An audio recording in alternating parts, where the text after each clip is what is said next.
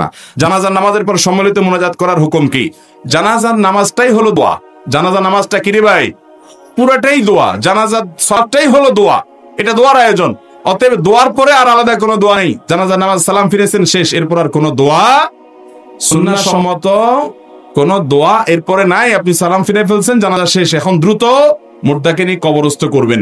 কবর দেওয়ার পর, দাফন করার পর কেবলার দিকে ফিরে হাত তুলে আল্লাহর কাছে দোয়া করা মুর্দার জন্য, এটা সুন্নত। ওখানে এটা যার যার মতো হবে, দলবদ্ধ ভাবে করতে হবে এমন কোন নির্দেশনা হাদিসে নাই। বরং নবী করিম সাল্লাল্লাহু আলাইহি ওয়াসাল্লাম এক ব্যক্তির কবর দেওয়ার পর বলেছেন, সালু ইস্তাগফিরু লিআখিকুম ওয়াসালু লাহু তাসবিত, তোমরা তোমাদের ভাইয়ের জন্য ইস্তেগফার করো, আল্লাহর কাছে মাফ চাও এবং দোয়া করো আল্লাহ যেন তাকে ঈমানের উপর অটল রাখে, কারণ সে এখন কঠিন পরিস্থিতির মুখোমুখি হবে। এই জন্য দাফনের পর যারা কবরস্থানে থাকবে কিবলামুখী হয়ে আল্লাহর কাছে দোয়া করবে যে আল্লাহ আপনি তাকে মাফ করে দেন, এখন সওয়াল জবাবে তার ঈমানের উপর অটল রাখিয়েন।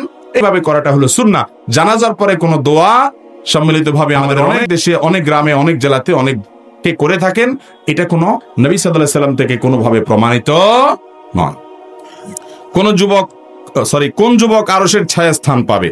আরশের নিচে স্থান পাবে যেই মানুষগুলো 7 শ্রেণীর মানুষ। এদের মধ্যে 2 শ্রেণীর মানুষই যুবক।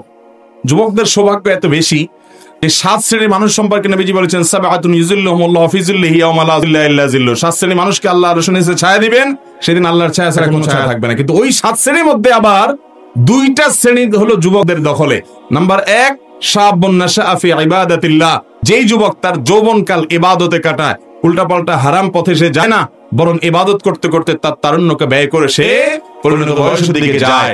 যৌবনকালে ইবাদতের সৌভাগ্য নসিব হয়েছে যাদের, তাদেরকে আল্লাহ তাআলা আরশের নিচে ছায়া দিবেন ভিআইপি প্যান্ডেলে কিয়ামতের দিন, যেদিন মানুষ ইয়ানফসি ইয়ানফসি করে পাগলের মতো ছটফট করতে থাকবে, মাথার উপরে সূর্য থাকবে খুব কাছাকাছি এবং মানুষ অতিষ্ঠ থাকবে আল্লাহর এই কঠিন পরিস্থিতির মধ্যে পড়ে। সেদিন এই মানুষগুলো আরশের নিচে ভিআইপি প্যান্ডেলে আরামে থাকবে, টেরি পাবে না কি হচ্ছে। সে মানুষগুলোর ভিতরে এই যুবক, যে যুবক তার যৌবনকালকে ইবাদতে কাটায়, চেষ্টা করো তো ইনশাআল্লাহ। আর ওই যুবক, যেই যুবককে, এটা অবশ্য সব বয়সের মানুষের জন্যই প্রযোজ্য, কিন্তু যুবকদের ক্ষেত্রে বেশি প্রযোজ্য দেখে আমি যুবকদের কথা বলছি, সেটি হলো কোন সুন্দরী সুশ্রী নারী তাকে অফার করেছে রিলেশন করার জন্য।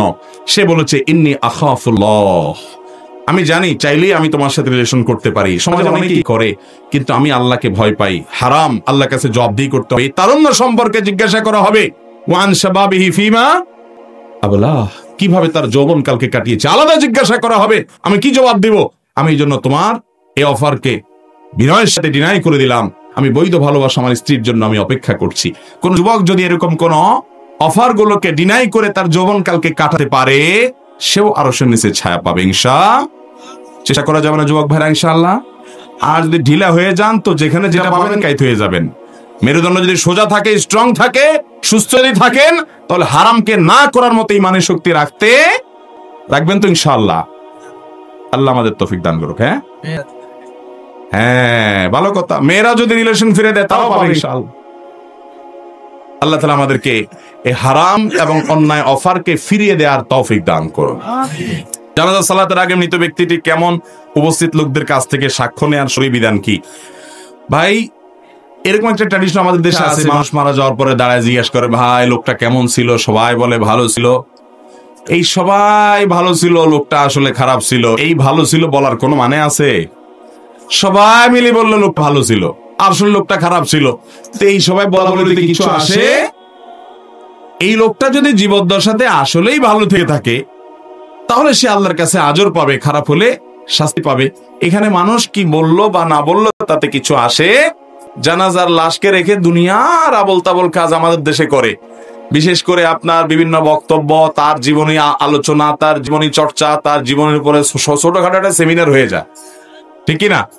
অথচ নবী সাল্লাল্লাহু আলাইহি ওয়াসাল্লাম বলেছেন, আসরিউ বিল জানাজা, দ্রুত জানাজা দিয়ে ফেলো, জানাজা দেরি করা যাবে না। এই জন্য ভাইরা, জানাজার লাশকে সামনে রেখে খুব বেশি বিলম্ব করা উচিত না। আর এরকম কোনো কথা, যে লোকটা কেমন ছিল ইত্যাদি সাক্ষ্য টাক্ষ্য নেওয়ারও কোনো সুন্নাহ সম্মত রীতি নাই। কোর্টের মাধ্যমে বিবাহ করা কি জায়েজ? এটার বৈধতা সম্পর্কে জানতে চাই। আপনি বিয়ে কি কোর্টে করছেন, না বাড়িতে করছেন, না খেতে করছেন, এটা ইস্যু না। ইস্যু হলো আপনি বিয়ের শর্তগুলো পূরণ করেছেন কিনা। বিয়ে বিশুদ্ধ হওয়ার জন্য শরীয়তে যে শর্তগুলো আছে, দুজন সাক্ষীর সামনে এক পক্ষ প্রস্তাব করবে, অপর পক্ষ কবুল বলবে। এটি পাওয়া গেছে কিনা মোহর নির্ধারণ করবে, নির্ধারণ না করলে অটো মোহর মিছিল নির্ধারিত হয়ে যাবে। এর মাধ্যমে বিবাহ সংগঠিত হবে। এখন কোর্টে গেছেন, সাক্ষী ছিল না, কাগজে কলমে বিয়ে করেছেন, সেখানে সাক্ষী নাই, তাহলে সেক্ষেত্রে বিয়ে হবে? অনেক সময় দেখা যায় ওই কোর্টে যখন প্রস্তাব সম্মতি দিছে তখন সাক্ষী ছিল না, পরে একজনের সাক্ষী হিসাবে সই করে দিছে, তাতেও বিয়ে। যখন প্রস্তাব এবং সম্মতি দিচ্ছেন তখন দুজন সাক্ষীর উপস্থিতি এবং তাদের সাক্ষ্য শোনা এটা শর্ত। এগুলো পাওয়া গেলে বিয়ে হয়ে যাবে। অতএব কোর্টে যদি এটুকু হয় বিয়ে হতে পারে। আল্লাহ আপনার দোয়ায় ভালো আছি বলার হুকুম কি? এটা তো একজন ইমানদারের জন্য অসঙ্গতিপূর্ণ কথা, ইমানের সাথে অসঙ্গতিপূর্ণ কথা। এটা কোনো সঠিক কথা নয় যে আল্লাহ এবং আপনার দোয়ায় ভালো আছি। আল্লাহ আবার কার কাছে দোয়া করবে? নাউজুবিল্লাহ। আল্লাহর কাছে মানুষ দোয়া করবে, আল্লাহ আবার কার কাছে দোয়া করবে? বলতে হবে আল্লাহর দয়ায় ভালো আছি। আমরা অনেক সময় বলি যে আপনার দোয়ায় ভালো আছি। অনেক সময় কি, বেশিরভাগ ক্ষেত্রে মানুষ জিজ্ঞাসা করে ভাই কেমন আছেন, তো বলে কি আপনার দোয়ায় ভালো আছে। প্রথম কথা হলো যে আমি আপনার জন্য দোয়া করলাম, যে আপনি কেমনে জানলেন? এটা একটা কথার কথা হয়ে গেছে, তাই না? দ্বিতীয় কথা হলো আমার দোয়ায় আপনি ভালো আছেন, আমি দোয়া করছি, ভালো কথা, সেটা আবার আল্লাহ কবুল করে তাই আপনাকে ভালো রাখছে, এটা আপনি কিভাবে শিওর হলেন? এমন তো হইতে পারে যে আরেকজনের দোয়া আল্লাহ কবুল করে আপনার ভালো রাখছে। যদিও এরকম বলার কারণে কি ঈমান হারা হয়ে যাবে না, এটা কোনো ঈমান ভঙ্গকারী কোনো বিষয়, এরকম কোনো জটিল বিষয় না। তারপরেও এটা বলার অসৌন্দর্য, এরকম না বলে আমরা বলবো আল্লাহর রহমতে ভালো আছি, আল্লাহর দয়ায় ভালো আছি। আমার ভালো থাকাটা নিসবত বা সম্পর্ক করব আল্লাহর দয়ার দিকে, কারোর দোয়ার দিকে। আসলে সব ক্ষেত্রে আমরা তেল মেরতে অভ্যস্ত। এই ক্ষেত্রেও যে জিজ্ঞেস করলো তার একটু খুশি করে দিলাম আর কি, যে আপনার দয়ায় ভালো আছে। আমরা আল্লাহর রহমতে ভালো আছি, আল্লাহর শুকর আদায় করব। কারোর দোয়ায় ভালো আছি এটা বলবো না, এটা বলার ভুল। আমরা বলবো আল্লাহর রহমতে ভালো আছি, আলহামদুলিল্লাহ ভালো আছি, এইভাবে বলবো। এটাই হলো সঠিক পদ্ধতি। আমার বিয়ের মোহর হয়েছে 3 লক্ষ টাকা। 3 লক্ষ টাকা আমার পরিশোধ করতে কষ্ট হবে, তাই আমার স্ত্রী আমাকে একটা শর্ত দিয়েছে যে তাকে 4 আনা দিয়ে একটা আংটি দিলে আমার পুরো মোহরের টাকা মাফ হয়ে যাবে। দয়া করে একটু বলবেন। বাহ, বহুত ভালো বউ পাইছেন, আপনার কপাল আছে ভাই। এরকম কপালওয়ালা মানুষ তো পাওয়া কঠিন রে ভাই। আল্লাহ কোরআন কারীমে বলেছেন তোমরা মেয়েদের মোহর পরিশোধ করো, তাদের প্রাপ্য অধিকার। যদি কোনো মেয়ে ফাইনতিবনা লাকুম আন শাইইন মিন নাফসি ফাকুলু হানিআম মারিআ, যদি মহিলারা তারা নিজেদের থেকে তাদের মোহর কমায় দেয়, 3 লাখ টাকার 4 আনা আংটিতে নিয়ে আসে, তাহলে এটা তুমি লাফাইতে লাফাইতে খুশি চোটে খাইতে পারো। অর্থাৎ এটা তুমি খুশি হয়ে খাইতে পারো। কোরআনে আল্লাহ লাফাইতে লাফাইতে বলেন না, আবার ওই তরজমা আবার বুঝেন না। মানে তোমরা সেটাকে গ্রহণ করতে পারো, খেতে পারো। তাহলে স্ত্রী যদি মোহর নিজে থেকে ডিসকাউন্ট করে দেয়, এখন থেকে যারা অনেক বেশি মোহর ধরে ফেসে গেছে তারা বউয়ের কাছে দরখাস্ত করতে পারেন। আমি এর আগেও কোথায় বলছি, বরাবর মাননীয় স্ত্রী বিষয় মোহর কমিয়ে দেওয়ার আবেদন পত্র যথাবিহিত সম্মান প্রদর্শন পূর্বক নিবেদন। এই যে আমার মতো কপাল পোড়া মোহর অনেক ধার্য হয়েছিল, আমি সেটা পূরণ করবার সামর্থ্য রাখি না, আপনি দয়া করে অনুগ্রহ করে সেটা আমাকে ক্ষমা করে একটু সহনীয় পর্যায়ে কমিয়ে দিয়ে বাধিত করবেন। বিনীত আপনার হতভাগা স্বামী।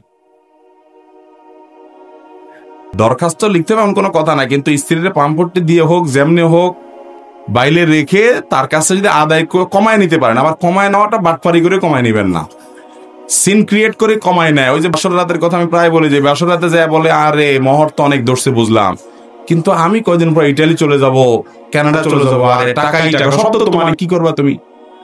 তখন বেচারি ইমোশনাল হয়ে বলে আরে আবার কিচ্ছু লাগবে না। এরকম মানে সিন ক্রিয়েট করে বেচারিরে ফান্দে ফেলায় নিবেন না। আপনি লিখিত দরখাস্ত করা লাগবে তা না, ওইটা আমি এমনি বললাম। বাকি স্ত্রীর কাছ থেকে আপনার আচার আচরণে খুশি হয়ে যে না আমার স্বামীটা ভদ্র, নম্র, গালিগালাজ করে না, বেয়াদবি করে না, সভ্যভদ্র, তো ভালো ছেলে হিসাবে আপনাকে সে ডিসকাউন্ট করে দয়া করে কমাই দিল, তাহলে এটা আপনার জন্য জায়েজ আছে। অতএব 3 লাখ টাকার মোহর যদি স্ত্রী নিজে বলে ঠিক আছে 4 আনা আংটি দিয়ে দিলে আমি খুশি, আর 3 লাখের দাবি থাকবে না, তো সেটা হতে পারে, জায়েজ হবে। হ্যাঁ, সুন্দর প্রশ্ন। মোহর দিচ্ছেন নি আপনি?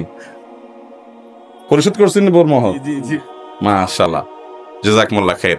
আমি বিভিন্ন জায়গায় হাত তোলাই, কয়জন মোহর দিচ্ছেন, বেশি একটা হাত পাই না। এখানে তোলাইলেও এখন ধরা খাওয়া যাবে বেশি লোক। হুজুরদের দেখবেন সবার আগে হাত তুলছে, কারণ হুজুররা আলহামদুলিল্লাহ এই কাম করে না।